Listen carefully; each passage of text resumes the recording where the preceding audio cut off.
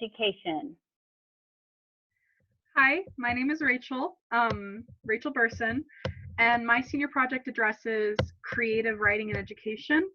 And I do that through a program I've been running for the past 3 years called Narrative Ninjas. You might notice I am wearing my Narrative Ninja outfit.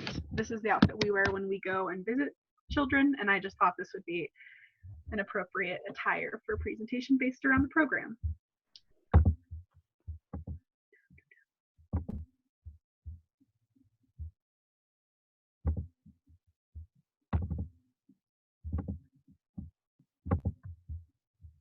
Okay, this is my presentation. So I have a quote. This is from Marie, who is a former director of Story Pirates. Story Pirates is the program that inspired Narrative Ninjas. Story Pirates is a very similar program to Narrative Ninjas. It reads, students' ideas are good now, they're funny now, they're awesome now. Why wait to listen?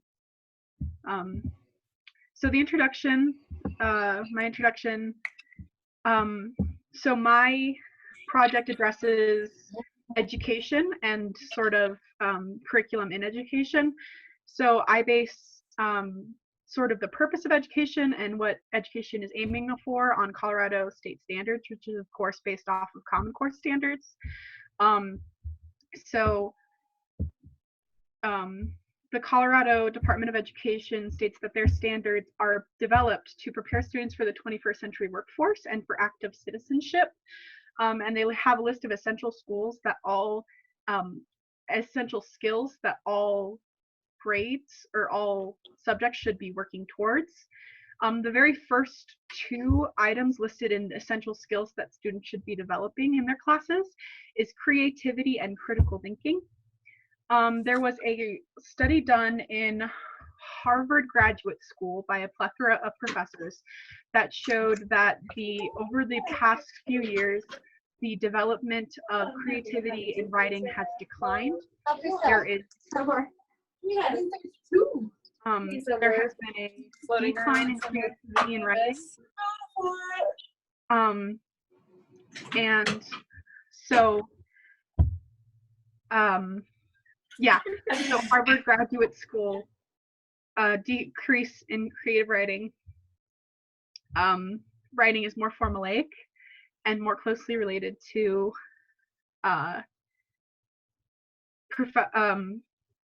so writing has become more formulaic and less creative over time. And there is a connection between creativity and critical thinking, shown in another study.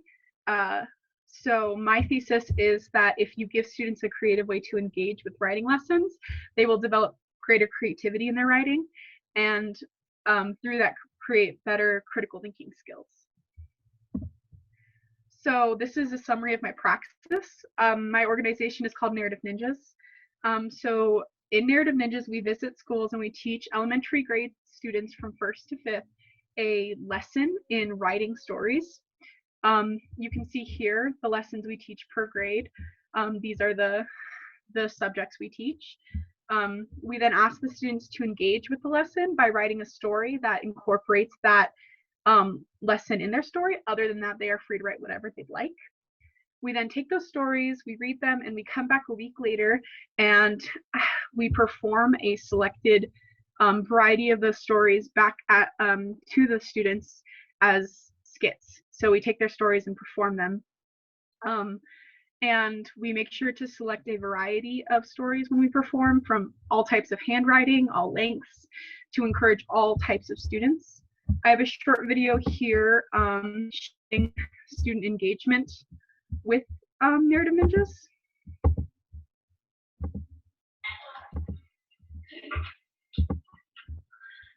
That made them sad, but the girl knew that she would come back one day and see the whales start touching. The moral of the story is that friendship lasts forever. I was going to say, before you guys came, I could have been like stories, but not. That's awesome! You guys all high five a ninja before we leave. So go high five a ninja.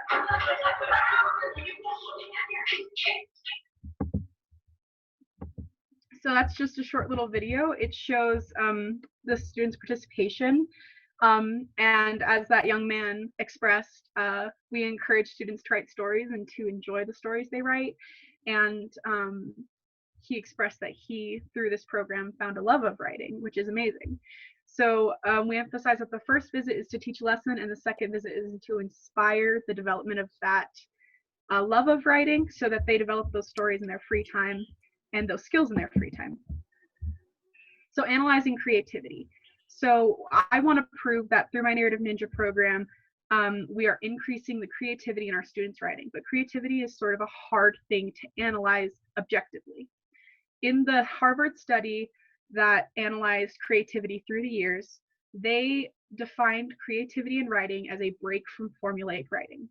So for example, in genre, a formulaic writing, something that would be more like an essay, is something that has realism elements, and something that would be considered a creative writing has fantasy elements. Formulaic, linear structure, and non-formulaic, non-linear structure. So these are the different elements that they analyzed to discuss whether or not the stories were getting less formulaic or more formulaic and similar. I do want to mention that the subject, pre-existing and original, is something I added on my own that was not part of the original Harvard study. It's just something that I think is relevant to students. So if the subject of the story is pre-existing, that would be a story about Elsa or their parents or their brother. If the subject is not pre-existing, it is an original character, such as this character over here, which is a giraffe, moose, elephant, with several legs. So unvaried data. So these are the aspects of the Harvard study that was not varied in all of the data. In all of our data, the structure was linear, the voice was third, and the tense was past. That's probably due to the age of the students and just their exposure. And I get into that a little bit later. So this is data on the percent of stories in a class with fantasy elements. So these numbers down here, the first number is the grade. The second number is the level of exposure to the Narrative Ninja program. So we have first grade with no exposure to the Narrative Ninja program, second grade with no exposure, second grade with 1 year prior of Narrative Ninjas. This caps out at 2 because we've only been doing the program for 3 years. So the most that a student will have is 2 years prior information. You can see that there's an increase of fantasy elements in 3rd grade and a decrease in 4th and 5th grade. This is percent of stories that summarize. So this is also not part of the Harvard study, but it's just a data trend I observed. These are stories that elected to summarize other tales rather than writing their own original tale. So if they summarize the plot of Frozen the movie, that would be a summarized story. So this is the percentage of stories. And you can see it's sort of, it's not real conclusive. I skipped over this one somehow. This is the percent of stories with an original subject versus the grade demographic. So you can see with more experience, 2nd grade and 3rd grade, and 4th grade increased, 5th grade increased and then decreased. So interpretation of that data. I interpret the data to be inconclusive. There's no clean or clear trend. There's no way to look at that data and clearly say, yes, the more participation in the Narrative Ninja program, the more creative elements in a student's story, especially, inconclusive does not prove nor disprove my thesis. It is possible. It's just not enough data to clearly tell. So my thesis remains not proven nor disproven. I want to state that this is incomplete data. I was originally planning to collect data from 3 schools, as we typically visit all the elementary schools in the area. Because of COVID-19, we were only capable of going to Mesa Elementary School. So the data you see is only from Mesa Elementary School. It is a random selection of students from a random selection of classrooms, but it is only that one school. So it is not representing the entirety of Montezuma County. And we were originally going to do a study and test the students on their critical thinking as well as their creativity to see if there was a clear trend between the two, to also prove the link between creativity and critical thinking. to show that our program does both. Unfortunately, due to COVID-19, we're not capable of implementing that either. There's also a couple of limits to the data. Of course, the one school. Also, Narrative Ninjas visits the schools 2 hours per year. So clearly there is a lot of influence on these students that is not related to Narrative Ninjas, and the trends we see could be any plethora of other influences in their grades. And there's also, I believe, a conflict in curriculum and the Harvard analysis of creativity. If we go back, you can see that the 3rd grade lesson we teach is plot structure, which directly conflicts with the analysis of linear versus nonlinear, because of course the plot structure we teach is the mountain structure, which is strictly linear. So there's a conflict between the rubric we use to analyze and the lessons we taught. Conclusion, inconclusive does not equal disproven. There is a lot of data out there proving that creative engagement with already existing lessons works, and it improves the student's ability to understand and engage and create unique ideas, as well as improves critical thinking.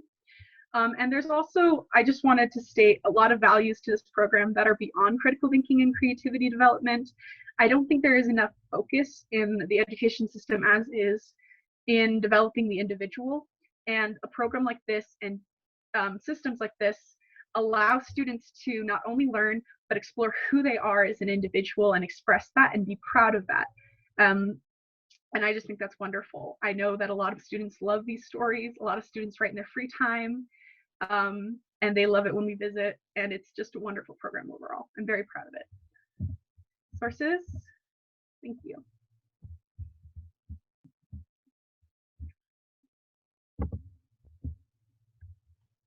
All right, awesome, Rachel. Good job. Good job. Okay, questions? Well, I'll start and let some other of our committee members start thinking a little bit more about some questions. So this is so wonderful, and I feel like a lot of times our educational system is so focused on a analytical outcome that we lose a lot of what I personally think is very valuable in an individual person. And I know that that is true for a lot of people who are more focused on the arts. So my question to you is, do you think that there is a way that we could assign value, and I know that's kind of what you tried to do, assign value to what you have created here in a way that somebody who would be a little bit more analytically minded in our society? So are you asking if there's a way to interpret like individual development analytically? Yeah, I mean, not individual development as much as the value of creativity as a whole. I mean, because this is not just children, right? Oh, it's like everybody. I mean, it's like, yeah. How do we value that? Yeah. So I sort of hit on it briefly, but the Colorado Department of Education does state a list of essential skills that students, and they're very smart people with a lot of information and education, and so they list very highly the development of these sorts of skills, creativity, and all of that is listed in the standards that they want to develop in students who are ready to graduate, including development of an individual's person, which is a hard thing to quantify, but it is on the list of the Colorado Department of Education's list of essential skills for graduates. So it is already valued pretty highly, at least in Colorado standards, and I know in Common Core standards. So it's already there. It's pretty highly valued there. Okay, thank you. Mrs. Weisenbaker. Okay, so Rachel, I can clearly see that you're passionate about this, but what exactly are you suggesting to us? Are you suggesting that this be expanded? Are you suggesting that this become part of the Common Core standards and required for schools? Are you, what? So, what I'm advocating for in this, and I do hit on it a lot harder in my senior paper, is not a change of standards, but a change of curriculum, which is up to the individual teacher to implement. There's a lot of studies, I have some listed in my sources, of teachers teaching these same lessons with the exact same goals, but teaching them through a creative outlet.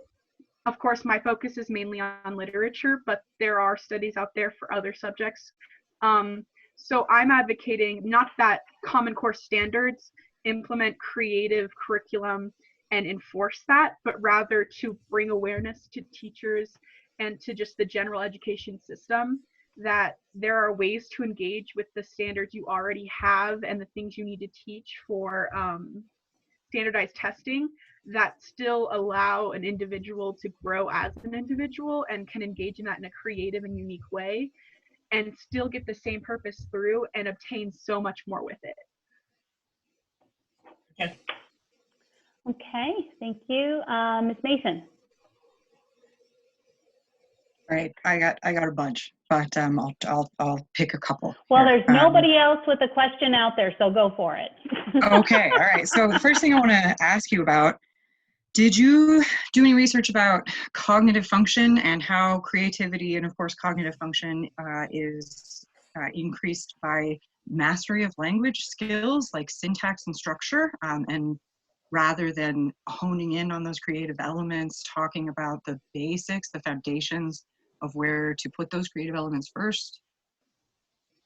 I don't understand the question. So in my understanding, the reason that creativity is enhanced because you write creatively, is because your brain function is enhanced whenever you can clarify your thought processes via words.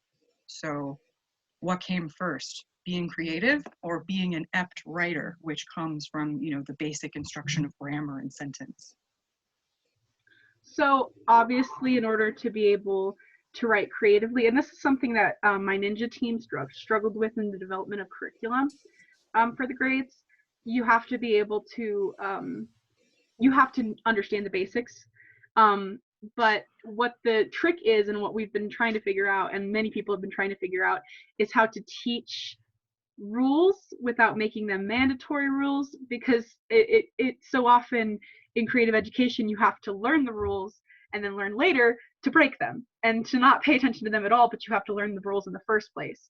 So that's sort of what I was talking about with the plot mountain structure and how creatively you can write nonlinear, and that's a creative aspect, but you have to learn linear first for nonlinear to make any sense. So that's definitely a struggle in our curriculum. Yeah. Why is third person voice formulaic? Third person voice is formulaic because it is the most common. In the world of literature? I don't know about that. I don't know about that. Think of how many memoirs you know. Think of how many stories you know that are in first person. I mean, just anecdotally speaking, I would have to have an assertion that backs that up. Like, I don't know if third person voice really is the most common in literature. Well, I think third person voice is the first that you're initiated with, especially in children's literature. I think maybe the other voices do come out more in more advanced literature, but when you're speaking about children's literature, think like the Three Little Pigs, the stuff that they're being exposed to, that's all third person. Of course, that's what they know, so of course that's what they write. But a child would be considered, it would be breaking form, not necessarily for a high schooler to speak in another voice, but I think it is breaking form for an elementary schooler to be speaking in another voice.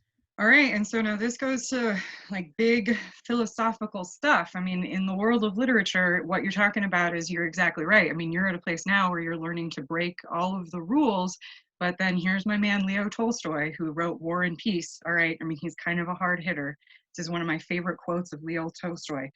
Every piece of writing is a formula. There are only two stories. A stranger comes to town, or a man goes on a journey. So really, how creative can anyone be? So that is definitely an interesting philosophical question. And I would argue that I agree with that.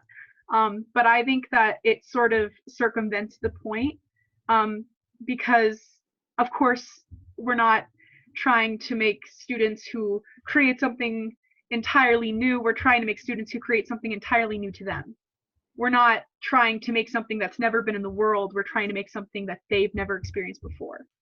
And maybe every year the stories look the same to us, but to those students that story's never existed before, and that's what's beautiful, and that's what we're trying to create. The experiences to the world are probably, yes, formulaic, but what can they break and what can they learn and what can they expose about themselves as individuals through finding something new in the writing, you know? Yeah, I did. Okay. That was lovely. That was lovely. Okay. All right, guys, I'm going to go ahead and end this meeting, and we will move on to the next one. Thank you very much, Rachel.